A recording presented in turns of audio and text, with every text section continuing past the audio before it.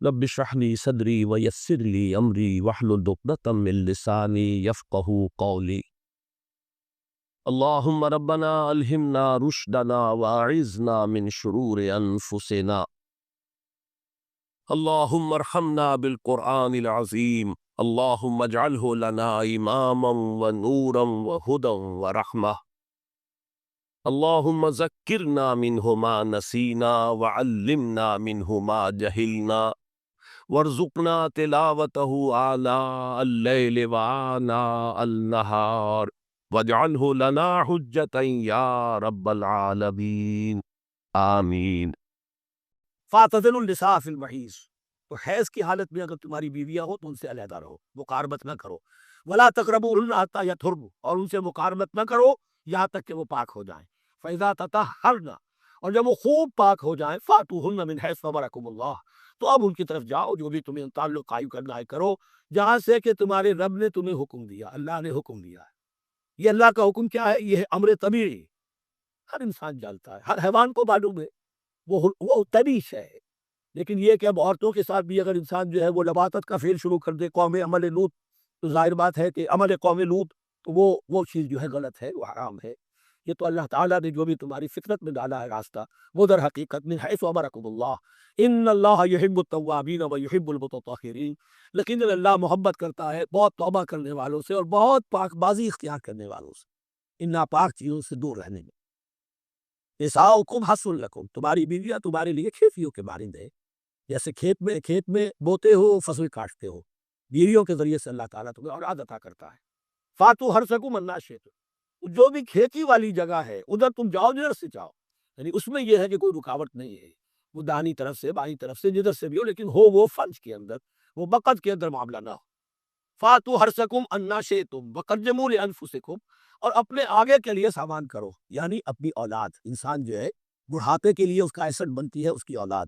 آج تو دنیا اولاد سے بھاگتی ہے، لیکن ایک زمانے میں تو اولاد جو ہے وہ عصائے پیری شمار ہوتی تھی۔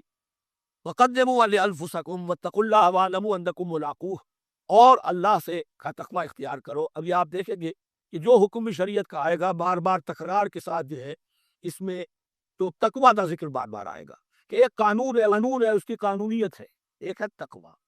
قانون کی لاکھ پیروی کی جا رہی ہے، تقوی نہ ہو تو وہ قانون جو ہے وہ مذاق بن جائے گا، تماشا بن جائے گا، اس کی مال مثالیں آئیں گی ابھی۔ واتقوا اللہ واعلموا انکم ملاقوہ، اور اللہ کا تقوی اختیار کرو، جان لو تمہیں اس سے مل کر رہنا ہے، حاضر ہونا ہے اس کے جناب میں۔ وبشر المؤمنین، اور اے نبی اہل ایمان کو بشارت دے دیجئے۔ ولا جنبا الا عابری سبیل حتی تغتسلوا، اسی طریقے اگر تو حالت جنابت میں ہو، اگر اپنی بیویوں سے تم نے وہ تعلق قائم کیا ہو، مباشرت کی ہو، یا یہ جو اور کسی اور طرح کی کوئی احتلام وغیرہ جو شکل ہو گئی ہو، تب بھی تم نماز کے قریب نہ جاؤ حتی تغتسلوا، جب تک کہ غسل نہ کر لو۔ اللہ عابر سبیل، اس کے بارے میں بہت سے قول ہیں، لیکن یہ جو آگے بات بیان ہو رہی ہے اس میں آ جائے گا کہ ہاں سفر کی حالت میں اس غسل کی پابندی پر جو ہے وہ نرمی کی گئی ہے اور اس میں تیمم کی اجازت دی گئی۔ وَإِن كُنتُم مَرْضَىٰ، اور اگر تم ہو بیمار، او علی سفر، آدمی مریض ہے، نہانے میں اندیشہ ہے، بخار بہت تیز ہے یا کچھ اور ہے معاملہ ہے، او علی سفر، یہ سفر میں ہے، او جاء احد منکم من الغائط، یا یہ کہ تم میں سے کوئی جو ہے قضاء حاجت کے بعد آیا ہے، او لامستم النساء، یا تم نے عورتوں کے ساتھ مباشرت کی ہے، فلم تجدوا ماء، اور تم پانی نہ پاؤ، یعنی یہ تمام صورتیں کہ جس میں غسل واجب ہے یا یہ کہ وضو واجب ہے، تو ان دونوں صورتوں میں سے اگر بیماری راستے میں حائل ہے، سفر میں ہونے کی وجہ سے پانی نہیں ہے، یا کوئی اور وجہ ایسی ہے کہ پانی ہے دستیاب نہیں ہے، فتیمموا صعیدا طیبا، تو تیمم کر دیا کرو۔ لیکن تیمم کا جیسا کہ پہلے پڑھ چکے ہیں، میں نے بتایا تھا کہ قصد کرنا تیمم، فتیمموا صعیدا طیبا، پاک مٹی کا اس کا قصد کرو۔ فامسحوا بوجوہکم وایدیکم، اور پھر اپنے چہروں کو اور اپنے ہاتھوں کو اس سے بسا کر لو، بل لو۔ ان اللہ کان عفوا غفورا، یقیناً اللہ تعالی عفو ہے، بہت معاف کرنے والا۔